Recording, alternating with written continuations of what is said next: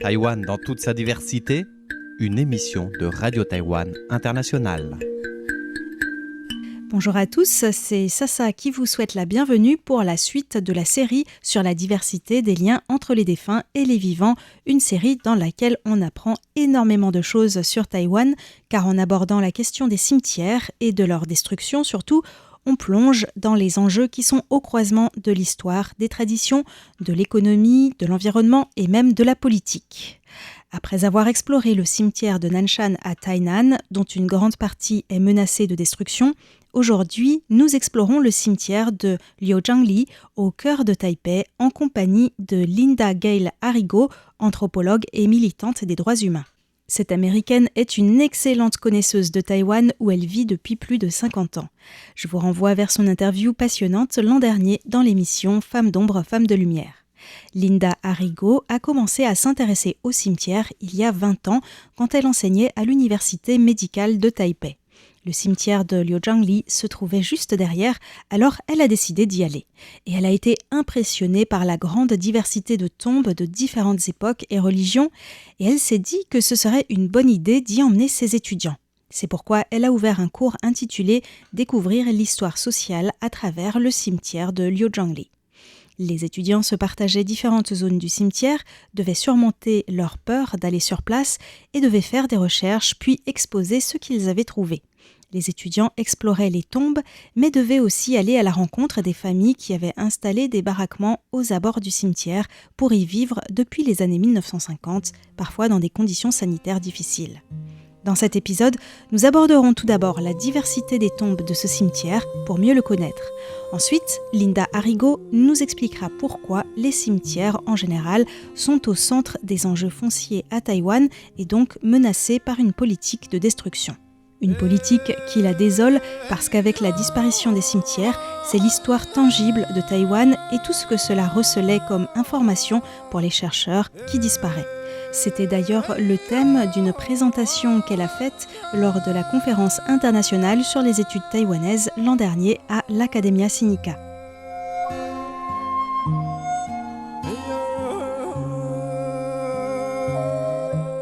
Les tombes les plus anciennes de ce cimetière datent de la dynastie Qing, de personnes originaires de la province du Fujian ou parfois du Guangdong. On trouve aussi à Liujiangli des tombes de l'époque de la colonisation japonaise et de soldats du Kuomintang venus après la Seconde Guerre mondiale dans le sillage du repli de la République de Chine à Taïwan. L'une des caractéristiques de ces tombes, c'est que de nombreux soldats chinois forcés de venir à Taïwan, laissant parfois leur famille derrière eux, sont morts sans descendance. On peut donc lire que leur pierre tombale a été érigée par des camarades de l'armée plutôt que par des descendants, comme c'est habituellement le cas. Linda Arrigo s'est penchée en particulier sur les 3 sections de Liujiangli où sont enterrées environ 200 victimes de la terreur blanche exécutées dans les années 1950 principalement. Ces tombes très différentes des autres, car elles consistent en de petites pierres tombales qui étaient laissées à l'abandon, ont été redécouvertes dans les années 1990. Suite aux efforts de la société civile, ces 3 sections sont désormais protégées. Linda Arrigo nous en parle avec son regard d'anthropologue. What is really interesting for me in the Liuzang area is the victims of the White Terror. Ce qui m'a beaucoup intéressé au cimetière de Liujiangli, ce sont les tombes des victimes de la terreur blanche. Les étudiants n'étaient pas très à l'aise pour marcher entre ces tombes. Ils mettaient leurs pas dans les miens. Ils se disaient que ces victimes pourraient bien être des fantômes affamés, car ils sont décédés de morts violentes. On remarque que ce sont les tombes des prisonniers politiques qui ont été exécutés parce que leurs pierres tombales ne sont pas comme les autres. Et dans certains documents, on trouve des informations sur ces exécutions. Ils ont été enterrés près d'enfants décédés en bas âge, c'est-à-dire avant leurs parents. Dans la culture chinoise, c'est considéré comme malheureux, mais aussi comme de l'impiété filiale, car ces enfants n'ont pas pu prendre soin de leurs parents. Le fait que les prisonniers politiques aient été enterrés juste à côté n'est pas anodin. Cela nous dit beaucoup sur la manière dont les gens voient ceux qui ont vécu un destin tragique. Le 28 février dernier, jour de la commémoration du massacre de 1947, le photographe Qianhan Ning a inauguré une exposition dans la galerie Beholding Cell à Taipei, exposition consacrée aux tombes de ces victimes de la terreur blanche. Les photos étaient exposées dans le noir et les visiteurs pouvaient les regarder à l'aide de petites bougies. Une manière de rendre hommage à ces victimes oubliées, car en général, les Taïwanais ne connaissent parmi elles que l'artiste Huang Rongcan. L'une de ses gravures sur le massacre du 28 février 1947 lui avait valu d'être exécutée en 1952. Mais selon le photographe, il est important que les Taïwanais fassent aussi des recherches sur les autres personnes exécutées et qui sont moins connues.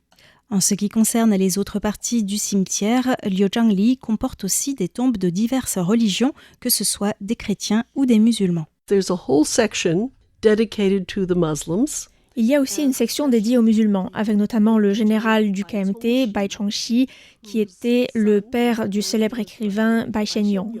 Le cimetière de Liuzhangli est l'un des plus importants pour les musulmans de Taïwan, avec plus de 2000 tombes. Leurs pratiques funéraires sont très différentes. Ils croient par exemple que le corps doit être placé directement dans la terre pour se décomposer le plus vite possible et retourner à la terre. On peut aussi voir des caractères arabes parfois sur les tombes et le mot « hajj » qui signifie que le défunt a fait son pèlerinage à la Mecque. La tombe du général Bai Chongxi est particulièrement belle avec une coupole et a été rénovée. C'était un combattant dévoué contre les communistes, un militaire très expérimenté et haut gradé, mais Chiang Kai-shek ne l'appréciait pas beaucoup. Peut-être parce qu'il aurait demandé d'envoyer ses troupes se battre alors que les circonstances étaient désespérées et que Bai Chongxi aurait refusé d'obéir. Selon une rumeur, il aurait été assassiné sur ordre du fils de Chiang Kai-shek, Chiang Ching-kuo. Assassinated by Chiang Ching-kuo. Une chose qui avait aussi intéressé Linda Arrigo, c'est que sur certaines tombes, il y a inscrit « Pu Niang », c'est-à-dire « Mademoiselle non », « Pu » faisant référence à la négation. Linda Arrigo rappelle que pour des raisons culturelles, donnant la priorité aux hommes, Taïwan a aussi connu un infanticide de filles, même s'il était moins important qu'en Chine. Autrefois, certaines filles étaient mal nourries car les familles ne voulaient pas d'elles et certaines pouvaient donc mourir très jeunes. Alors, les appeler Pu Niang sur la pierre tombale leur envoyait un message clair « ne reviens pas ». C'est-à-dire que pour le prochain enfant, la famille espérait avoir un garçon et pas une fille. Mais Linda Arrigo souligne qu'autrefois, seuls les riches avaient des pierres tombales et que de nombreuses familles pauvres étaient enterrées sans tombe, surtout les femmes.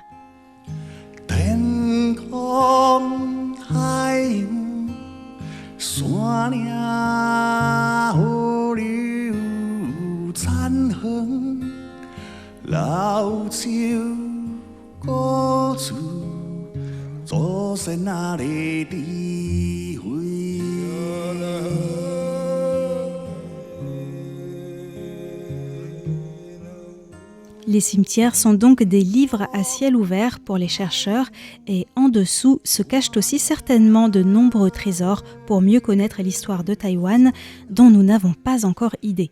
Mais la pression immobilière, pour des raisons d'accroissement de la population dans la seconde moitié du XXe siècle, aujourd'hui plutôt pour des raisons de spéculation, fait reculer les cimetières. D'autant plus qu'à Taïwan, en raison des croyances locales, peu de gens s'émeuvent de leur destruction.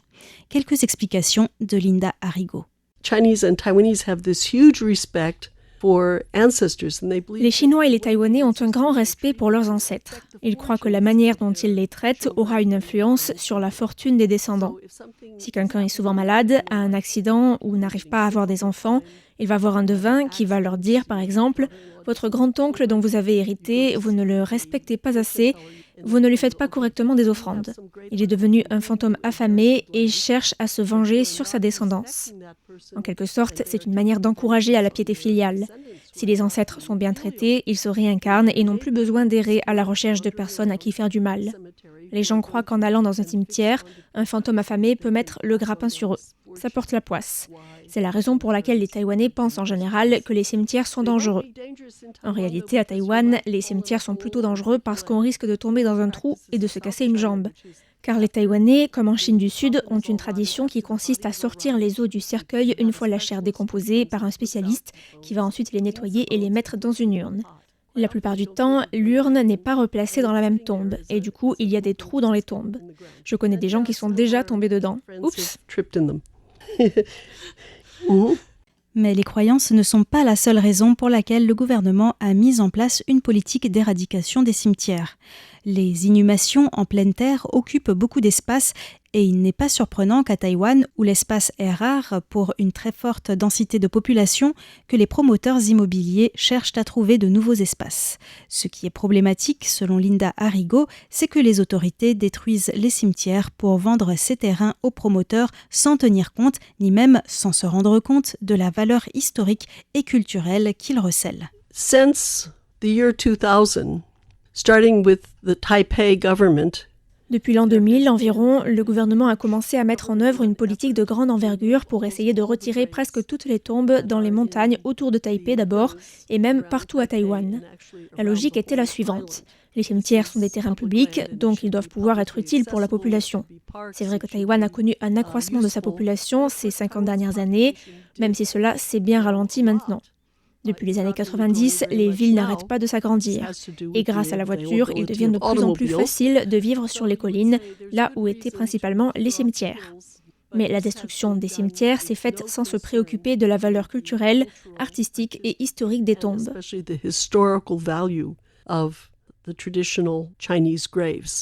En un sens, il est difficile de comprendre comment les Taïwanais peuvent vénérer autant leurs ancêtres et en même temps négliger à ce point leurs cimetières. Il faut dire que les cimetières à Taïwan ont l'air assez désordonnés parce que les règles de géomancie, le feng shui, requièrent que les tombes soient construites selon différentes orientations et elles ne sont donc pas alignées. La tradition de récupérer les ossements, une fois le corps décomposé, pour les mettre dans une urne et parfois rassembler les urnes de plusieurs membres de la famille dans une sorte de caveau familial, fait que certaines tombes dont le cercueil a été retiré ont de véritables trous béants. Il y a des herbes qui poussent un peu partout.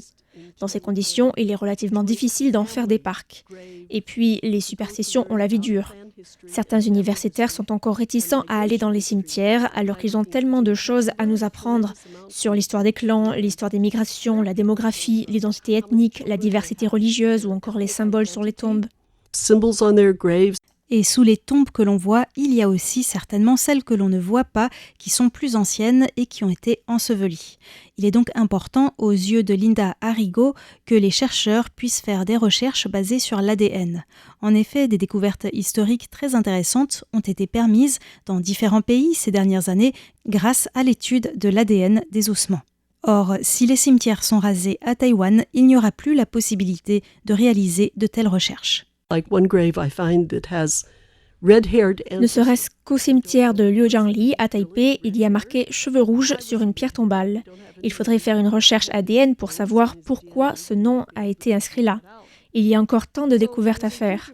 Or, la valeur culturelle, artistique et historique n'est pas reconnue par le gouvernement taïwanais.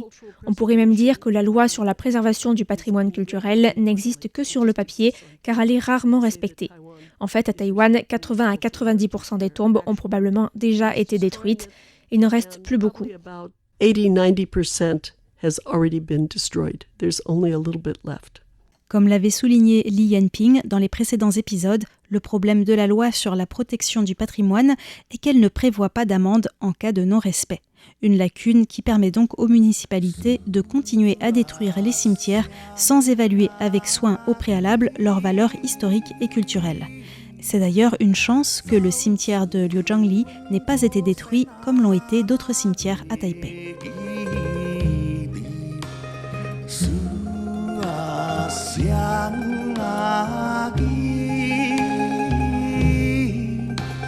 La semaine prochaine, je vous donne rendez-vous pour parler du cimetière numéro 1 de Xindian, dans le nouveau Taipei, moins chanceux que celui de Liujiangli, puisque malgré la lutte de chercheurs et de certaines familles, il a été détruit.